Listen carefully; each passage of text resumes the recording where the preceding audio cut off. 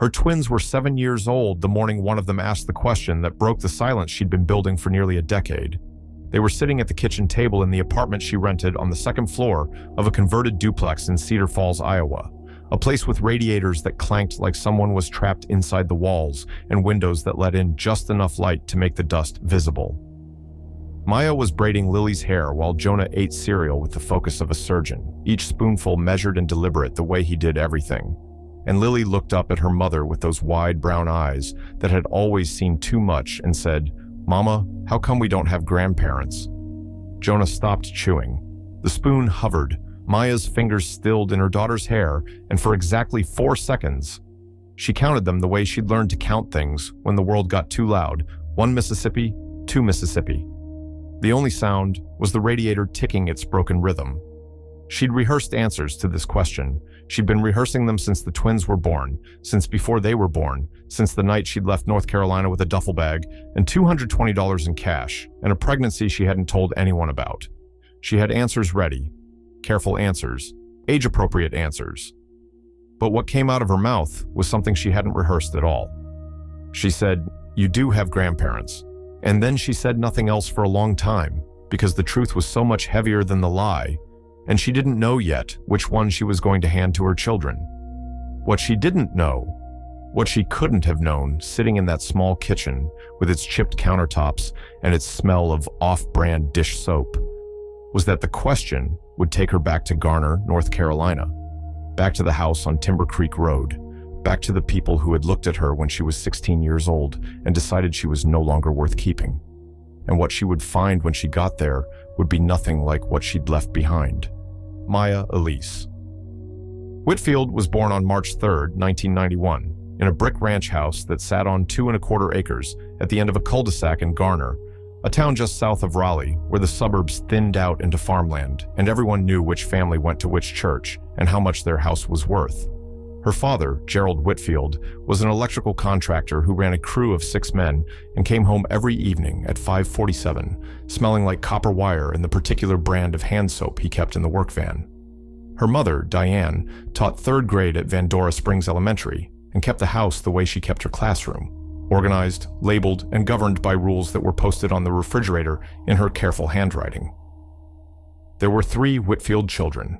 Gerald Jr., called Junior by everyone including his teachers, was the oldest by 4 years. Then came Maya. Then came Preston, 2 years younger, the baby, the one Diane called her Surprise, her voice carrying a warmth for that word that she never quite applied to the other 2. The house was not unhappy. That needs to be understood. There were birthday parties with homemade cakes. There were Sunday dinners after church where Gerald carved a roast and Diane made her cornbread, and the family sat together at the table with the good placemats.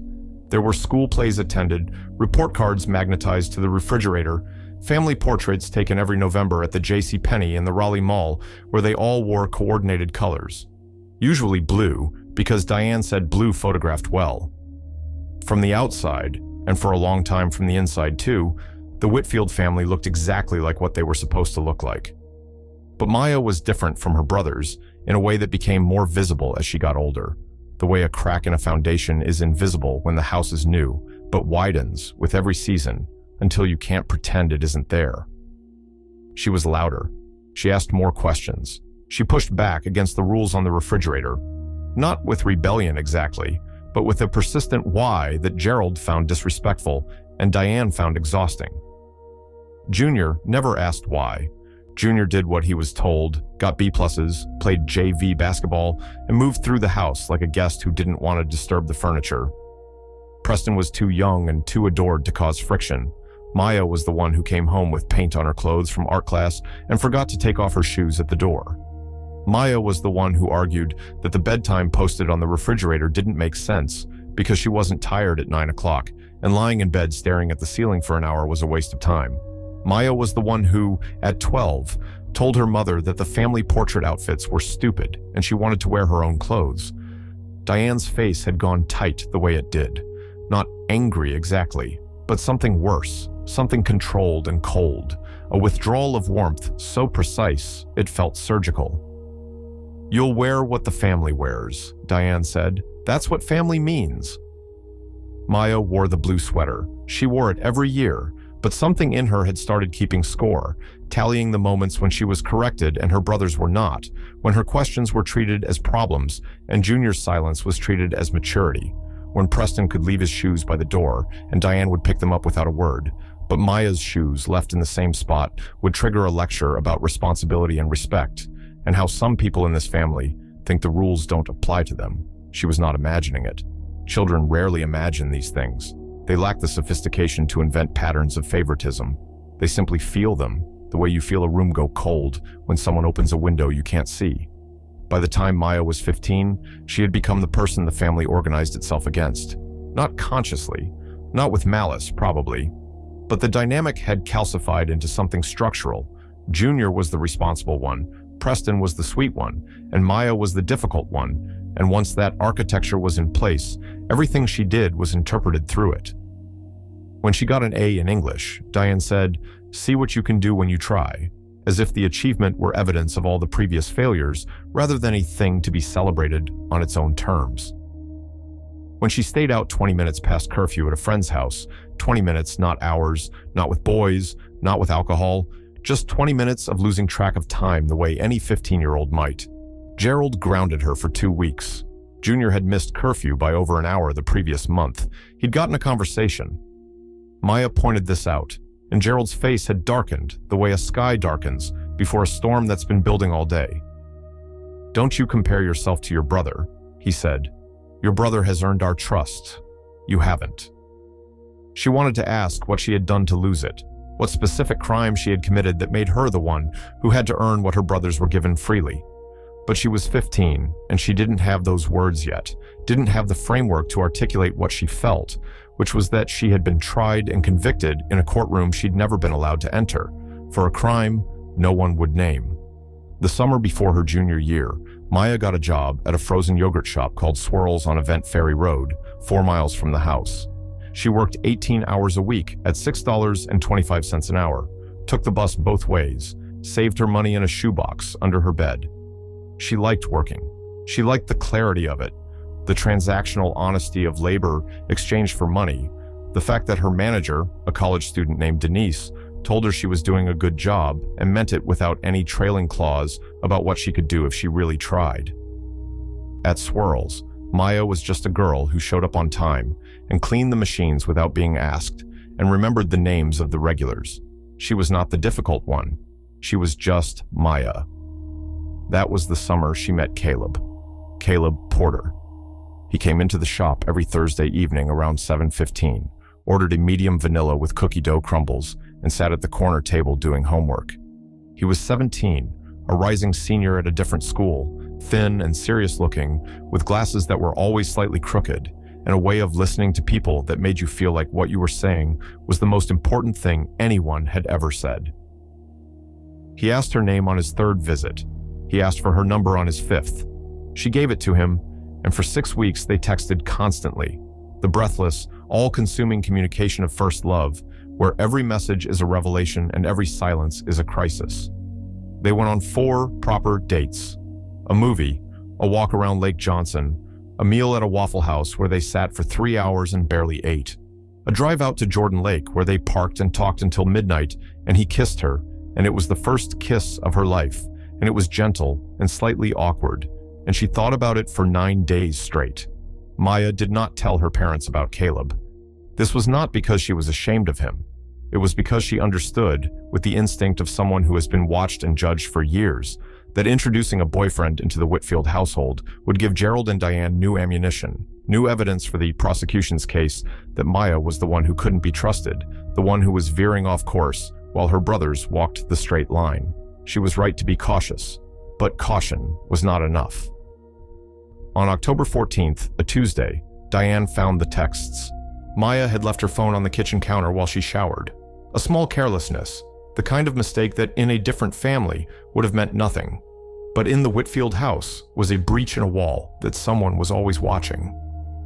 Diane read the messages, all of them. 6 weeks of conversations about music and school and dreams, and the particular intimate nonsense of 2 teenagers falling in love. There was nothing explicit in those texts, nothing sexual, nothing that any reasonable adult would have found alarming. But Diane read them as confirmation of everything she had already decided about her daughter, that Maya was secretive, that Maya was headed for trouble, that Maya was not following the plan. When Maya came downstairs with wet hair and saw her mother sitting at the kitchen table holding her phone, she felt something drop in her stomach, a physical sensation like a trapdoor opening beneath her. Diane's face was the controlled mask, the surgical withdrawal. She looked at Maya the way you look at a bill that's come due. "Who is Caleb?" she asked. Maya told her. She told the truth because she didn't know what else to do, and because she still believed at 16 that truth was a defense. She said he was a boy she'd met at work. She said he was nice. She said they'd been on a few dates. She said it wasn't a big deal. Diane's lips pressed together until they nearly disappeared.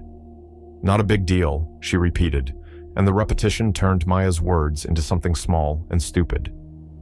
She told Gerald that evening.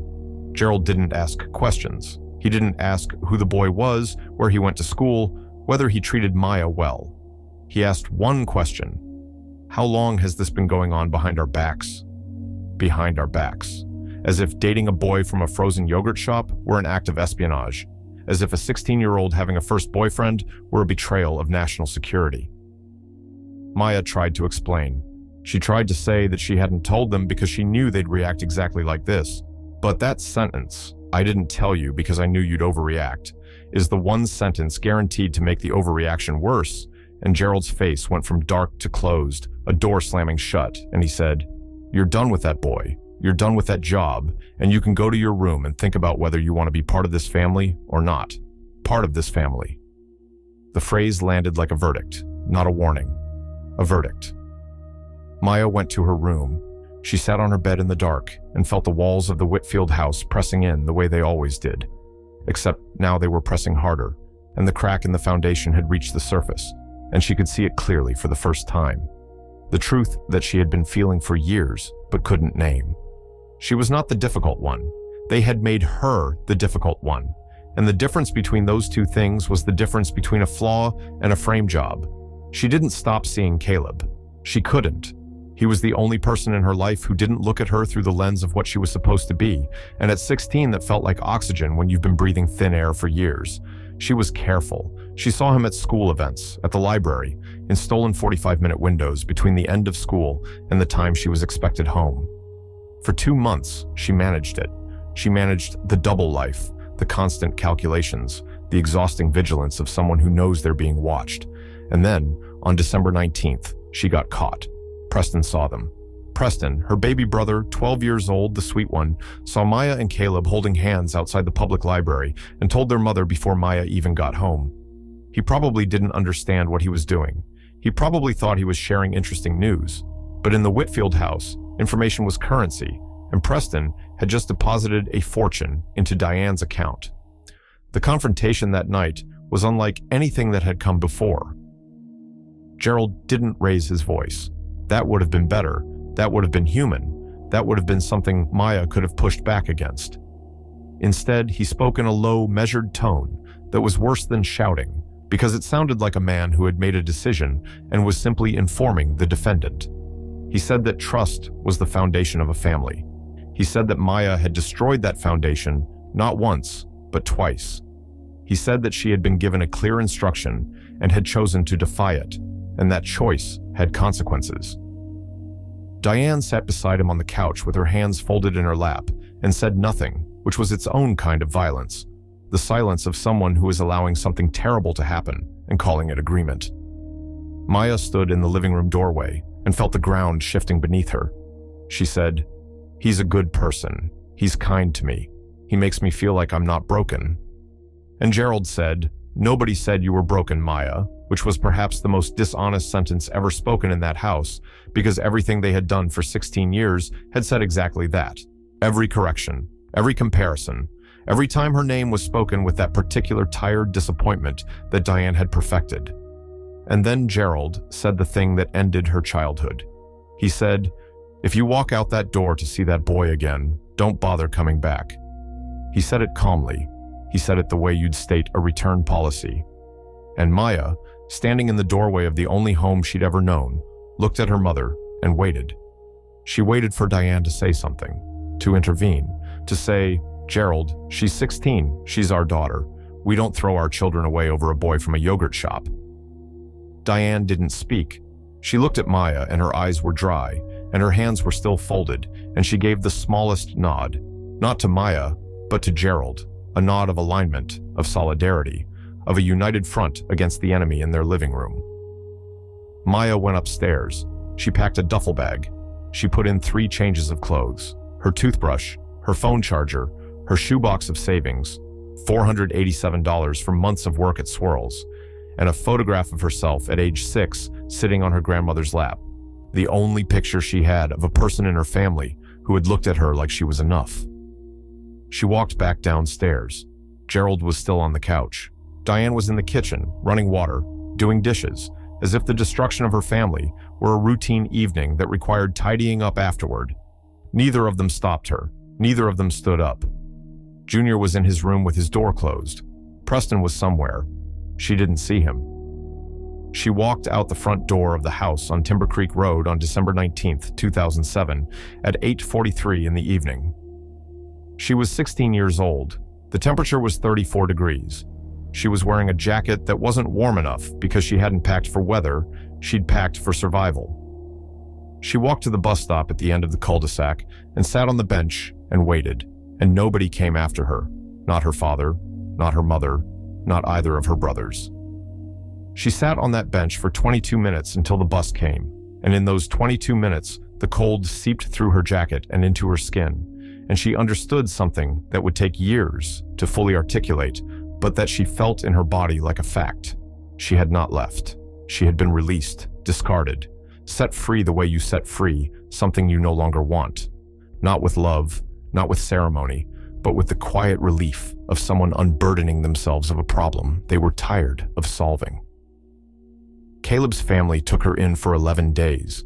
His mother, Rena Porter, was a nurse's aide who worked nights and didn't ask questions beyond the ones that mattered. "Are you safe? Are you hungry? Do you need to see a doctor?" Maya answered, yes, yes, and no, and Rena gave her the fold-out couch in the living room and a key to the front door and said, "Stay as long as you need." But Maya knew she couldn't stay. She was 16, and Caleb was 17, and his family was already stretched thin. Rena and Caleb, and his younger sister in a 2-bedroom apartment. And Maya understood, with the brutal clarity of someone who has been a burden and refuses to become one again, that kindness has a shelf life when resources are limited. She also knew, though she couldn't face it yet, that her relationship with Caleb was already changing under the weight of what had happened. He looked at her differently now, not with less love, but with more worry, and worry is a corrosive thing. It eats at the easy joy of first love and replaces it with something responsible and heavy that neither of them was old enough to carry. On December 30th, she told Caleb she was leaving Garner. She didn't tell him where she was going because she didn't know. She just knew she had to go somewhere that wasn't within the gravitational pull of the Whitfield house, somewhere she couldn't see the cul-de-sac or the brick ranch or the refrigerator with its posted rules. He cried. She didn't. She had already spent all her tears on that bus bench, and what was left in her now was something harder and drier, something that would keep her alive in the months ahead, but would take years to soften. She took a Greyhound bus to Richmond, Virginia, because it was far enough to feel like escape and close enough that the ticket only cost $38. She arrived on New Year's Eve, 2007, at the Richmond bus station with $449 in her shoebox, a duffel bag, and no plan beyond not going home. She was 16 years old, and she had never been alone in a city before, and the bus station smelled like diesel and floor cleaner, and she sat on a plastic chair and watched people moving through the terminal, families, couples, old men with canes, women with children, and she felt the loneliness settle into her like water, filling a basement, slow and cold and rising. The next 4 months were the hardest of her life, and she would spend years trying not to remember them, and more years learning that not remembering was its own kind of prison. She slept in a shelter for the first 3 weeks, a women's shelter on Broad Street run by a church with fluorescent lights that buzzed all night and rules almost as rigid as the ones on Diane's refrigerator, except these rules were about safety rather than control, and Maya obeyed them gratefully because they came from people who were trying to help rather than people who were trying to manage. She got a job at a laundromat, minimum wage, cash, under the table, because she was 16 and had no ID that didn't list an address she'd never returned to. The owner, a Vietnamese woman named Mrs. Pam, who was maybe 60 and maybe 70, Maya never asked, paid her $5.50 an hour and let her eat the instant noodles she kept in the back room, and never once asked her why a teenager was folding strangers' clothes at 7 a.m. on a school day. Maya stopped going to school.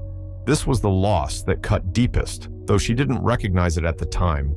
She had been a good student, not brilliant, not the kind of student who gets held up as an example, but solid, consistent, a girl who did her homework and read books that weren't assigned, and wrote essays that her English teacher, Mr. Okafor, had called thoughtful and precise.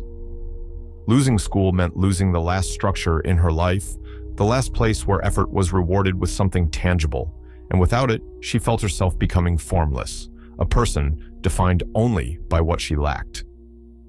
She turned 17 in March in the back room of the laundromat, eating instant noodles with Mrs. Pham, who had bought a single cupcake from the gas station and stuck a birthday candle in it and said, in her accented English, "You are strong, girl. Don't forget." Maya blew out the candle and wished for nothing because she had learned that wishes were a luxury and what she needed was a plan. The plan came together slowly, the way a house is built, one piece at a time, each piece ugly and incomplete, until enough of them accumulate to become a structure. She found a room to rent in a boarding house on the south side of Richmond, $85 a week, shared bathroom, a lock on the door that worked most of the time. She got a second job, evenings, cleaning offices in a downtown building. She started studying for her GED using library books and a computer at the public library branch on Hull Street, where a librarian named Dorothy, white-haired, sharp-eyed, the kind of woman who noticed things, saw Maya studying the same books every day and said, without preamble, "If you need help with the math, I tutor on Tuesdays." Maya needed help with the math. She came on Tuesdays. Dorothy never asked where her parents were. She just said, "Let's look at this problem." And for an hour every week, Maya felt like a student again, like a person with a future, like someone who was building something instead of just surviving. She passed her GED on September 12, 2008. She was 17 years old. She scored in the 89th percentile. Dorothy said, "I knew you could do it," and Maya said thank you, and went home to her rented room and sat on the edge of the bed and cried. Not from happiness exactly, not from sadness exactly, but from the overwhelming weight of having done something difficult entirely alone, of having proved something to people who would never know, who would never see this piece of paper with her name on it, who had decided she wasn't worth the trouble. And then, in October, she discovered she was pregnant. She had seen Caleb once, in August, when he'd driven up to Richmond, 5 hours round trip in his mother's car, because she'd answered a text she probably shouldn't have answered, and they'd spent one night together in her rented room, one night that was equal parts tenderness and desperation, two people trying to recapture something that had already changed into something else. She knew she was pregnant before she took the test. She felt it the way she felt weather changes, a shift in the atmosphere of her own body, a heaviness that was different from the heaviness of grief. She was 17 weeks pregnant when the doctor at the free clinic confirmed it. Twins. She sat in the examination room and stared at the ultrasound image. 2 heartbeats, 2 tiny comma-shaped bodies, curled toward each other like parentheses around a sentence not yet written. And she felt something she hadn't felt in almost a year. Not happiness, something more fundamental. Purpose, not a reason to live. She'd been living, she'd been fighting, she'd been putting one foot in front of the other through the laundromat and the office building, and the GED prep, and Dorothy's Tuesday tutoring. But a reason to build something permanent, something that could not be taken away by a man on a couch issuing ultimatums. She called Caleb. She told him. The silence on the phone lasted 8 seconds. She counted, and then he said, "What do you want to do?" And she said, "I'm keeping them." And he said, "Okay." He said, "Okay." And then he said, "I don't know how to do this." And she said, "Neither do I." And they both laughed. And the laugh was terrible and beautiful and real. And it was the last time she laughed for a while. Caleb was 18. He was about to start community college. He had his own life beginning, his own weight to carry, and Maya understood, again with that brutal clarity that had become her defining characteristic, that she could not ask him to carry hers too. They agreed he would be part of the children's lives. They agreed on honesty and communication and all the reasonable things that two terrified teenagers agree on when they're trying to be adults. And for a while, it worked. For a while. The twins were born on April 2nd, 2009, at MC5 Hospital in Richmond. Lily came first, at 3:17 a.m., screaming with the fury of someone who had opinions about the world before she'd seen it. Jonah came 11 minutes later, quiet, watchful, blinking at the fluorescent lights as if he were trying to understand them. Maya was 18 years old, alone in the delivery room, except for a nurse named Claudia who held her hand during the contractions and said, "You're doing amazing, sweetheart." And Maya squeezed Claudia's hand so hard she left marks and thought, "This is what it feels like to be told you're doing well. This is what it sounds like when someone is on your side." She brought them home to the rented room. A different room now, slightly bigger, $110 a week, in a different boarding house with a landlady named Mrs. Odom, who had agreed to let her stay with infants as long as they didn't disturb the other tenants. 2 newborns in a rented room with a hot plate and a mini fridge and a bathroom down the hall. She had $1,200 saved. She had a part-time job she could bring the babies to because Mrs. Pham, the laundromat owner, had said, "Bring them. I don't care. Bring them." Those first months were a blur of exhaustion and formula, and the particular delirium of caring for 2 infants simultaneously, where sleep comes in 90-minute fragments and time loses all meaning, and you exist in a suspended state between tenderness and collapse. Caleb drove up on weekends when he could. He held his children and looked at Maya with an expression she recognized. It was the expression of someone who loves you but cannot reach you, someone standing on the shore, watching you swim in water that's too deep. He was a good father in the hours he was present, but the hours he was present were never enough, and the distance between Richmond and Garner was not just 160 miles, but a widening gap between their lives. His still tethered to the world of school and family and possibility, hers consumed entirely by survival. They didn't break up. They dissolved, like sugar in water. One day the structure was there, and then one day it wasn't, and you couldn't point to the moment it disappeared. By the time the twins were a year old, Caleb's visits had dropped from weekly to monthly. By the time they were 2, he was calling, but not coming. By the time they were 3, he had moved to Charlotte for a job, and the calls came every other week, and then once a month, and then. Maya grieved him the way she grieved everything, privately, in the dark, after the children were asleep. She cried into a pillow so the sound wouldn't carry through the thin walls. She cried for Caleb and for the girl who had eaten frozen yogurt and held hands outside a library and believed that love was the thing that would save her. But she did not stop. That was the one thing she never did, the one refusal that defined her entire life from 16 onward. She did not stop. She enrolled in community college when the twins were 2, night classes, 3 classes at a time, all she could manage while working 2 jobs, the laundromat during the day, the office cleaning at night. Mrs. Pham watched the twins during the evening classes. She sat them behind the counter on a blanket and gave them fabric softener sheets to play with. And years later, when Maya tried to pay her back, Mrs. Pham said, "You owe me nothing. You remind me of myself."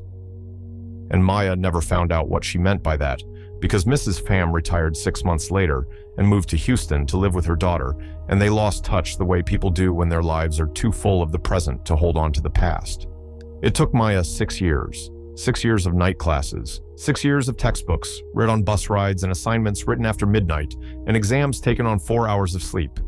6 years, during which she moved 4 times, lost 2 jobs, found 3 more, wore shoes with holes until she could afford shoes without holes, and ate rice and beans so often that Lily once asked if other families ate different food.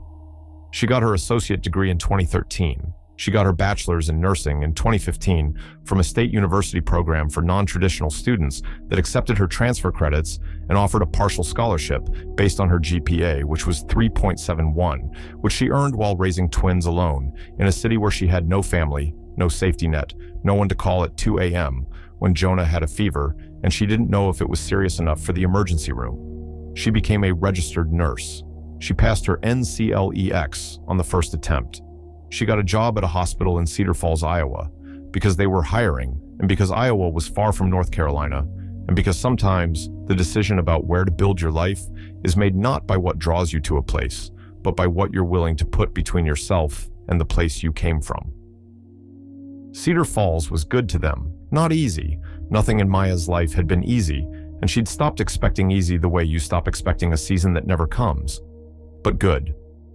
She rented the apartment in the converted duplex. She worked the 7 to 7 shift, 3 days a week, and put the twins in school and packed their lunches every morning and helped with homework every night, and built a life that was small and clean and entirely her own. She made friends, not many, but enough. A woman named Beth from work who had 2 boys the same age as the twins. A neighbor named Carl who was 73 and widowed and shoveled Maya's sidewalk in winter without being asked, and came to the twins' school plays and sat in the back row with his hands clasped like a man in church. She built a family. Not the family she was born into, but a family she chose, assembled from the people who showed up and stayed and never made her earn their kindness. And if sometimes, late at night, after the twins were asleep and the apartment was quiet, except for the radiators, she lay on her bed and thought about the house on Timber Creek Road, about the blue sweaters and the Sunday roasts and the refrigerator rules and the particular quality of her mother's silence, she did not let those thoughts stay long. She had built a wall, and the wall was functional, and she was not yet ready to examine what was behind it. The wall held for 9 years. It held through Caleb's final silence, through the twins' first days of school, through her first year as a nurse, through Beth's friendship, and Carl's sidewalk shoveling, and all the quiet accumulations of a life lived forward. The wall held until a Tuesday morning in October 2018, when Lily looked up from the kitchen table and said, "Mama, how come we don't have grandparents?" And the wall cracked, not dramatically, not with a sound, just a hairline fracture running from top to bottom, the kind you can see only if you know where to look. She didn't answer the question that morning. She finished braiding Lily's hair and said, "That's a story for another time," and Lily accepted this the way children accept the things they sense are too big for the kitchen table, and Jonah went back to his cereal, and Maya drove to work and spent 12 hours caring for other people's bodies, while her own mind circled the same question like a bird over a field, looking for a place to land. She thought about it for 3 weeks. She thought about it while she started IVs and checked vitals and held the hand of a 90-year-old woman named Gladys, who was dying of congestive heart failure and who said, in her final hours, "Call my daughter. Tell her I'm sorry I wasn't more. Tell her that." Maya called the daughter. The daughter came. The daughter held her mother's hand and wept, and Maya stood in the doorway and watched and thought about hands held and hands withheld and the terrible mathematics of family, how love is not divided equally, how it is portioned out according to rules that no one writes down, but everyone enforces. 3 weeks after Lily's question, Maya sat the twins down on the couch in the living room. The good couch, the one she'd bought at a thrift store and covered with a blanket to hide the stain on the left cushion. And she told them. She told them a version of the truth that was honest without being complete, age-appropriate without being dishonest. She said, "I grew up in North Carolina. I have parents there, your grandparents. We had a disagreement when I was young and I left." She said, "It was complicated." She said, "I think it's time I went back." And Jonah, who had been listening with his surgeon's focus, his spoon hovering gravity, said, "Are we coming with you?" And Maya looked at her son and saw something in his face that she recognized. Not from his father, not from herself, but from the 6-year-old girl in the photograph on her grandmother's lap, the girl who had wanted to be enough. She said, "Yes, you're coming with me." She bought 3 bus tickets to Raleigh, North Carolina. She requested 4 days off from the hospital. She packed a bag for herself and bags for the twins, and she stood in the bathroom and looked at her face in the mirror and tried to see what Gerald and Diane would see. A 27-year-old woman with tired eyes and capable hands and the particular bearing of someone who has been carrying weight for so long that their posture has permanently adjusted to the load. She did not look like the 16-year-old who had walked out.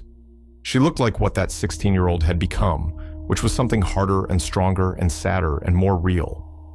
The bus ride was 19 hours. The twins slept for 12 of them, leaning against each other in the seat across the aisle, Lily's head on Jonah's shoulder, Jonah's arm around his sister in an unconscious gesture of protection that made Maya's chest ache with something that was half gratitude and half grief.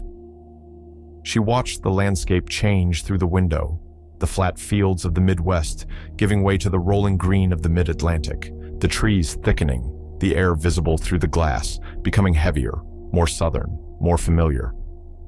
She had not been in North Carolina in 9 years. She had not spoken to anyone in her family since the night she left. She did not know if they had looked for her. She suspected they hadn't, and this suspicion was its own wound. Not the wound of being rejected, which was old and scarred over, but the wound of being correct about the rejection, of having known all along that they would not come after her, and being right. Being right about the people who were supposed to love you is one of the loneliest forms of knowledge there is. They arrived in Raleigh at 6:40 a.m. on a Thursday. The bus station was different, renovated, cleaner, with a coffee shop where there used to be a row of payphones. Maya bought the twins muffins and orange juice and sat with them at a table by the window and watched the city wake up and felt the proximity of Garner like a gravitational field, pulling at her, making her bones heavier. She rented a car, a small sedan, the cheapest option, $43 a day.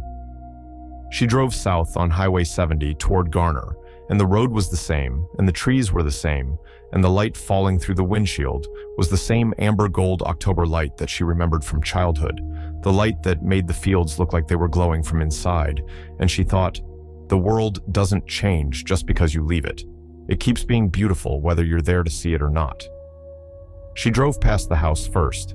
She wasn't ready to stop. She needed to see it before she approached it, the way you need to see a wave before you decide whether to swim into it or retreat to shore. She turned onto the cul-de-sac on Timber Creek Road, and the street was the same. The same mailboxes, the same Bradford pear trees that Diane had called trashy because they smelled like fish when they bloomed, the same patchy lawns. But the Whitfield house was not the same. It took her a moment to understand what she was seeing because her memory had preserved the house in its original state.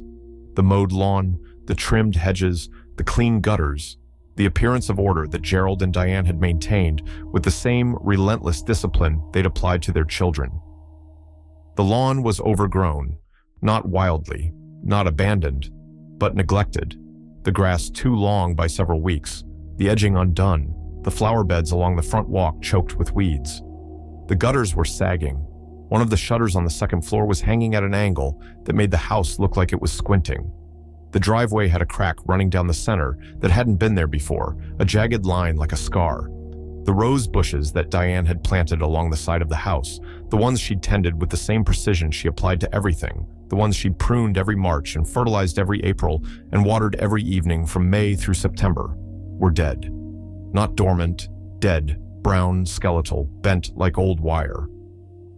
Maya sat in the car and stared at the rose bushes and felt something she hadn't expected.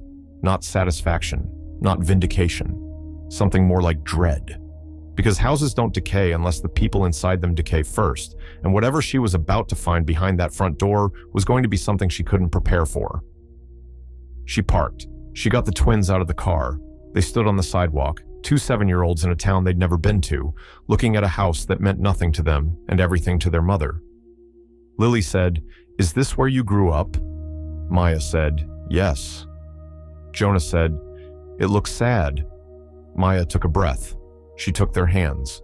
She walked up the path she had walked down 9 years earlier with a duffel bag and a shoebox of money and the wild, frightened certainty that she was being erased from the only family she had. She knocked on the door.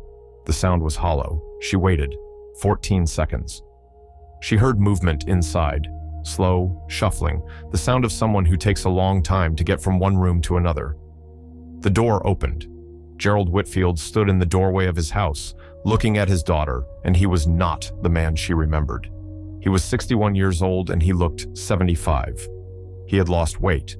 Not the healthy loss of exercise and discipline, but the wasting loss of illness or grief, the kind that hollows out the face and makes the shoulders look like a coat hanger. His hair was gray. His eyes were rheumy. He was wearing a flannel shirt that was buttoned wrong, one button off, the whole front of the shirt skewed. And this detail, this small failure of a man who had once been fastidious about appearance, struck Maya harder than any of the changes to the house. He looked at her, and his expression went through a sequence she watched like a film. Confusion, recognition, disbelief, and then something she had never once seen on her father's face in all her 16 years in this house. Fear. He was afraid of her, not physically. He was afraid of what she represented, the proof that he had done a terrible thing and the world had continued and the person he'd done it to had survived and was standing on his doorstep with 2 children who looked exactly like her. Maya, he said. Her name in his mouth sounded like a word he'd forgotten how to pronounce. She said, "Hello, Dad." The twins stood behind her, silent, watching. Gerald looked at them, and his face did something complicated. It tried to assemble an expression appropriate to the situation and couldn't find one, because there is no appropriate expression for meeting the grandchildren you didn't know existed because you threw their mother away. "Who?" he said, and stopped. "Are these?" he said, and stopped again. "These are your grandchildren," Maya said. "Lily and Jonah. They're 7. He made a sound, not a word, a sound that came from somewhere deeper than language, somewhere in the body where the truth lives when the mind refuses to hold it. He stepped back from the door. The motion was an invitation, though he didn't say so. Maya walked into the house. The inside was worse than the outside. The living room, Diane's living room, the room where every cushion had always been at the correct angle, and every surface had been dusted, and every photograph had been level, was in disarray. Not filthy, not squalid, but disordered in a way that spoke of someone who had stopped caring about the things they used to care most about. There were newspapers on the coffee table stacked weeks deep. The curtains were half drawn. A smell hung in the air. Not unclean exactly, but stale. The smell of a house where windows are never opened, where air circulates and recirculates until it forgets what freshness is. "Where's Mom?" Maya asked. Gerald sat down in his recliner, the same recliner, older now, the leather cracked. And he looked at his hands and said, "She's in the bedroom. She doesn't come out much." And then he looked up at Maya and said the thing that she would think about every day for the rest of her life. He said, "She stopped coming out after you left." Maya stood in the living room of her parents' house and felt the ground tilt, not physically, emotionally. The axis of the story she had been telling herself for 9 years, the story of the rigid father and the complicit mother who had thrown her away without remorse, shifted, and the shift was vertiginous because it didn't change the facts, but it changed the meaning. And meaning is the thing we build our lives on. She said, "What do you mean?" And Gerald, staring at his cracked hands, told her. He told her in fragments, the way people tell the stories they're most ashamed of. Not in order, not with coherence, but in pieces that he placed before her, like a man emptying his pockets, showing her everything he'd been carrying. After Maya left, Diane had waited. She had waited for Maya to come home. She had waited 1 day, then 2, then a week, and with each day that passed, the controlled mask had cracked a little more, and by the end of the first week, Diane was calling hospitals and police stations and shelters, asking if anyone had seen a 16-year-old girl with brown eyes and braided hair and a duffel bag. She called for months. Gerald told her to stop. Gerald told her that Maya had made her choice, and they had to respect it. He said this because he believed it, but also because admitting that he'd made a mistake was something Gerald Whitfield had never learned to do.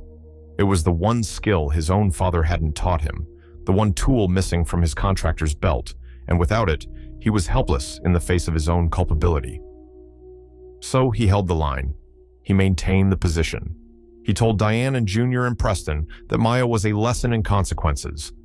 This is what happens when you defy the rules of a family. This is the price of disobedience. And he said it with enough conviction that Junior believed him, and Preston was too young to question it, and only Diane knew it was a lie, because Diane had been the one watching Maya grow up. Diane had been the one who saw the favoritism and participated in it, and hated herself for participating in it, and couldn't stop, because stopping would have meant confronting Gerald, and confronting Gerald would have meant confronting the marriage, and the marriage was the structure that held everything else in place. The mask came off gradually, over months, then years. Diane stopped teaching. She told the school she was taking a leave of absence, and the leave became permanent, and the permanent became invisible because everyone eventually stops asking why someone isn't there. She stopped cooking the Sunday dinners. She stopped pruning the roses. She stopped going to church.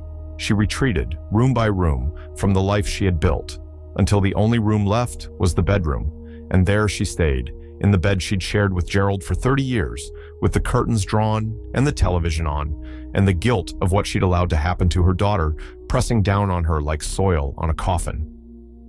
Gerald described this process with the clinical distance of a man who has watched something terrible happen from a position of paralysis. He described it the way a bystander describes an accident, accurately, but without the moral authority of someone who tried to intervene, because he hadn't tried. He'd let Diane collapse the way he'd let Maya leave, by standing still and telling himself that standing still was a form of strength when it was actually the deepest form of cowardice. Maya listened. She listened the way nurses listen, with her body still and her face neutral, and her hands steady even when the information being delivered is catastrophic. She listened to her father describe the slow disintegration of her mother, and she felt every emotion that a person can feel simultaneously: rage, grief, pity, vindication, guilt, love, and a terrible, exhausting compassion that she did not want to feel but felt anyway, because compassion was the one thing the Whitfield house had not managed to beat out of her. "Where's Junior?" she asked. "Rally," Gerald said. "He doesn't come around much. He married Patricia. He's got 2 kids of his own. He doesn't—" Gerald stopped. "He doesn't what?" Maya said. "He doesn't know how to be here," Gerald said. "Neither did you," Maya said, and the words hung between them like smoke. "What about Preston? Preston's in Wilmington. He's okay. He calls sometimes." "Sometimes."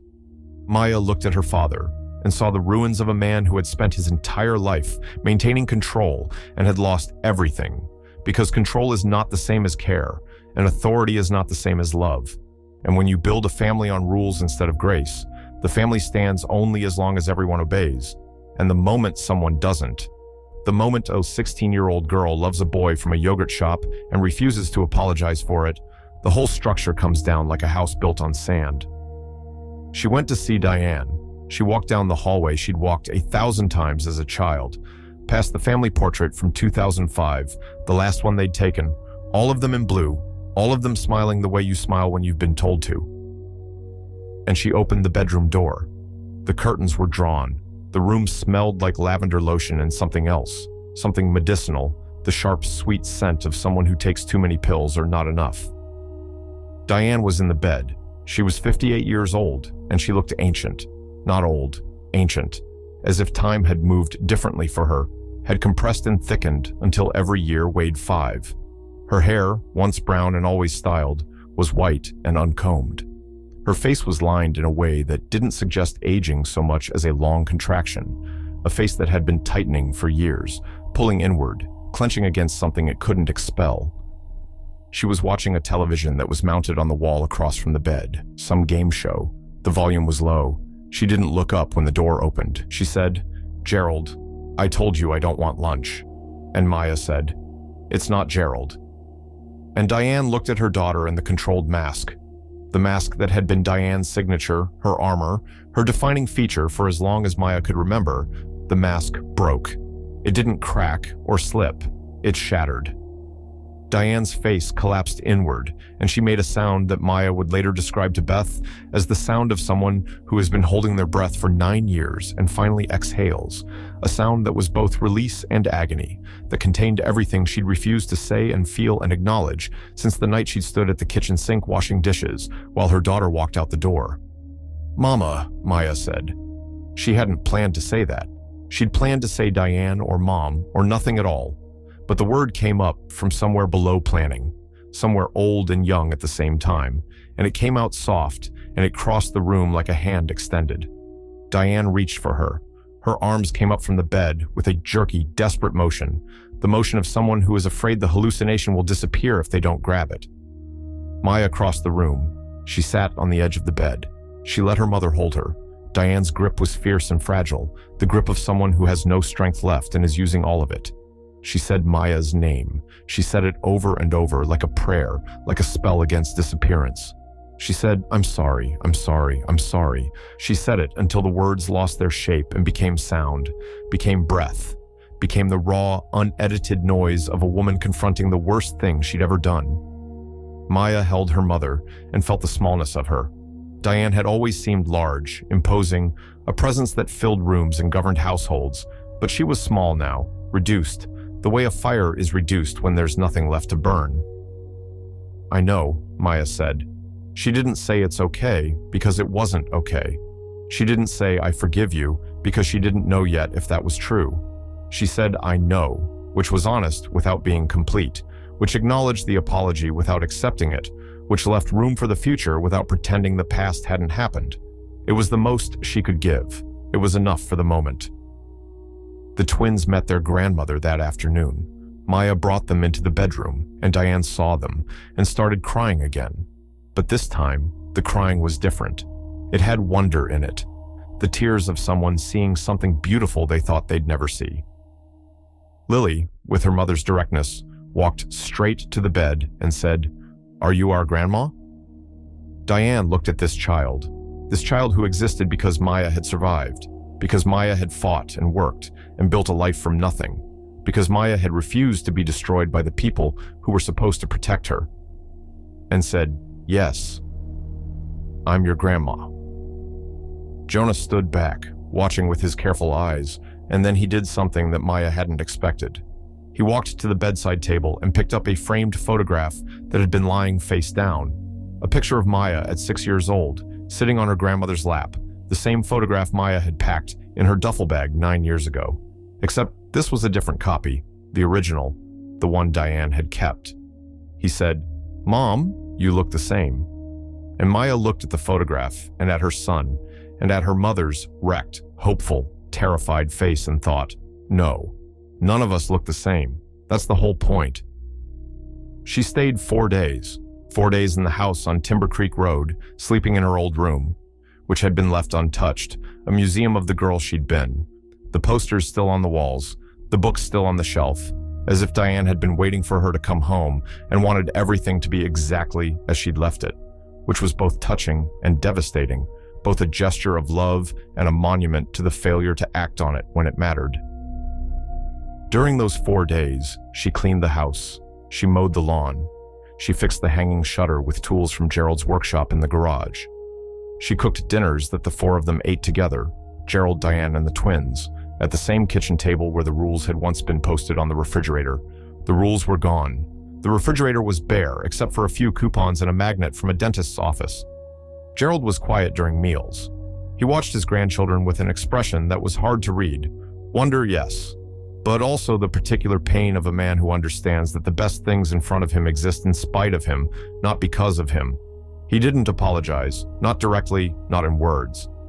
But on the second evening, he went to the garage and came back with something. A small wooden bird, hand-carved, unpainted, about the size of his palm. He had made it. Gerald Whitfield, the man who had valued rules over grace and control over love, had been sitting in his garage carving wooden birds. He had a whole shelf of them, Maya would discover later. Dozens of birds, all different species, each one carved with extraordinary precision and care. He gave the first one to Lily. He said, "This is a cardinal. They mate for life." Lily took it and held it like it was alive, cradling it in both hands. He gave one to Jonah, a hawk, wings spread. He said nothing when he gave it to Jonah. He just held it out, and Jonah took it and said, "Thank you, Grandpa." And Gerald's face did the thing again, the complicated sequence of emotions that his features couldn't organize, and he turned away and went to the kitchen and stood at the sink with his back to the room for a long time. He was crying.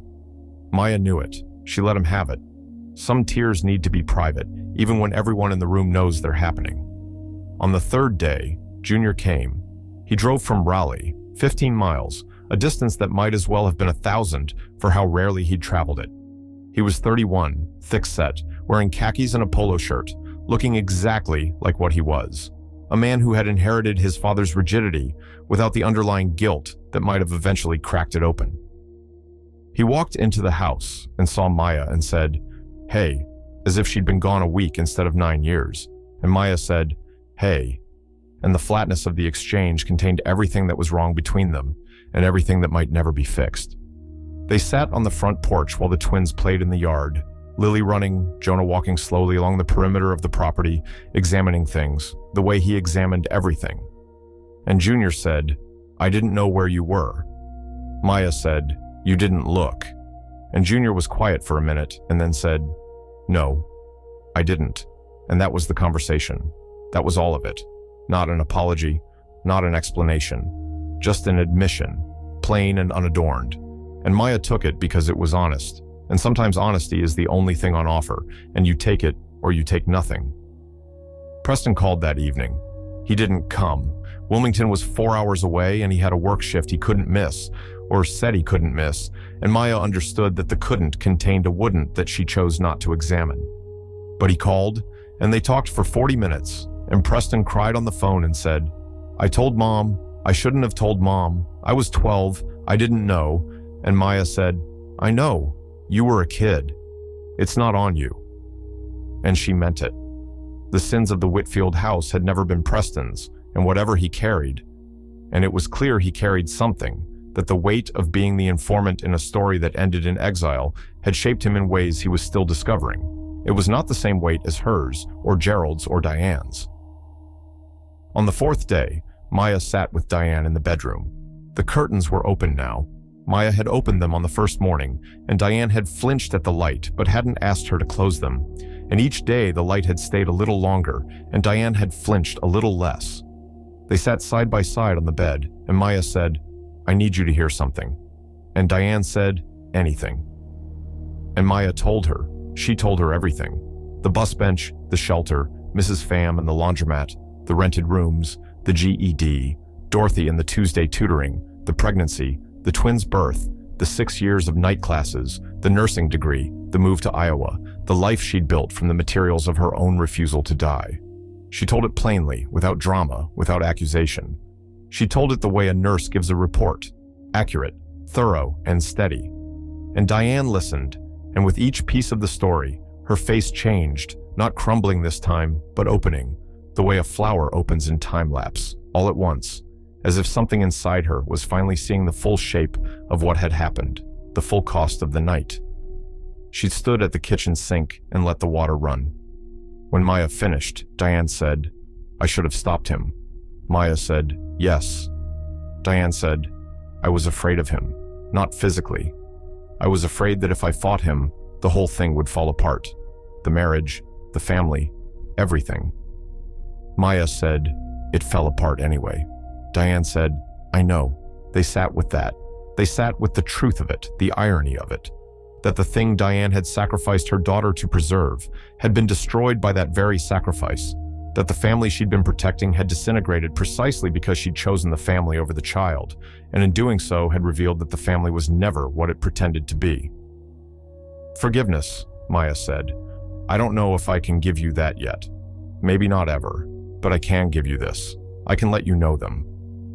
She meant the twins. She meant Lily's fire, and Jonah's gravity, and the carved birds Gerald had given them, and the photograph on the bedside table, and the future that might contain phone calls and visits, and the slow, effortful rebuilding of something that could never be what it was, but might become something new, something honest, something built not on rules posted on a refrigerator, but on the terrible earned knowledge of what happens when you fail the people you love, and the courage it takes to sit with that failure and not look away. Diane took her hand. Her grip was stronger now than it had been 4 days ago. Not much, but enough to feel. She said, "Thank you." Maya said, "Don't thank me. Show me." They drove back to Iowa on a Sunday morning. Gerald stood on the front porch and watched them go, his hand raised in a wave that he held too long, the way people wave when they don't know if they'll get another chance. Diane watched from the bedroom window. She hadn't come downstairs, not yet, not ready for that, but she'd stood at the window, and Maya had seen her there, a pale figure behind the glass, and had raised her own hand, and for a moment they were mirrors of each other, mother and daughter, separated by glass and years and damage, and connected by the thin, stubborn thread of something that was not yet forgiveness, but was its necessary precursor. In the car, driving north, Lily said, "Grandma is sad." Maya said, "Yes, she is." Jonah said, "Is she going to get better?" Maya looked at her son in the rearview mirror, his careful eyes, his measured way of being in the world, his capacity for asking the question that cuts to the center, and she said, "I think she's going to try. That was honest. That was all she could offer. Not certainty, not promises. Just the acknowledgement that trying was possible, that the direction of a life could change even after years of stasis, that a woman who had retreated to her bedroom could, with enough reason and enough time, and enough of the particular courage that comes from being confronted with your own worst choices, stand up, walk to the door, open the curtains, step into the light that hurts but heals. Maya drove, and the twins slept, and the road stretched out ahead of her the way roads always do, indifferent to the people traveling them, going north and south and everywhere at once, connecting the places we leave to the places we go to the places we might, if we're brave enough and broken enough and stubborn enough, return. 6 months later, Diane called. It was the first time she had picked up the phone herself. Previously, Gerald had called, awkward and halting, checking in with the self-conscious formality of a man who has never learned the grammar of emotional conversation. But this time, it was Diane. She said, "I went outside today." I walked to the mailbox. She said it the way someone else might say they'd climbed a mountain, with exhaustion and disbelief and the fragile pride of an accomplishment that sounds small but isn't. Maya said, "That's good, Mama." And Diane said, "The rose bushes are dead." And Maya said, "You can plant new ones." And there was a silence on the phone that was different from the silences Maya had grown up with. Not the silence of control or withdrawal or punishment, but the silence of two people sitting with a truth that is both painful and possible. The silence that exists between what was lost and what might, with patience and labor and grace, be grown again. If you're watching this right now, if something in Maya's story reached through the screen and pressed against a bruise you've been carrying, I want you to hear this. The people who were supposed to love you might have failed. They might have failed catastrophically, completely, in ways that reshaped the entire landscape of your life. And you survived that. You survived it the way Maya survived it, not through some dramatic act of heroism, but through the ordinary, grinding, unglamorous act of getting up every morning and choosing to build something, even when the people who should have been your foundation were the ones who cracked it. Forgiveness is not a gift you give to the people who hurt you.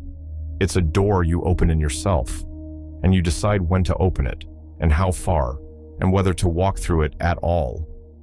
Some doors stay closed. Some open an inch at a time. Some open all at once and let in so much light it blinds you before it heals you.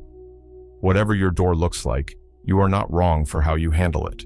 You are not wrong for the wall you built. You are not wrong for the crack that appeared. You are not wrong for standing on a porch in North Carolina or a kitchen in Iowa or wherever you are right now, holding the heaviness of what happened to you in one hand and the possibility of what comes next in the other, and not yet knowing which one to set down. The rose bushes are dead. But you can plant new ones. You can always plant new ones.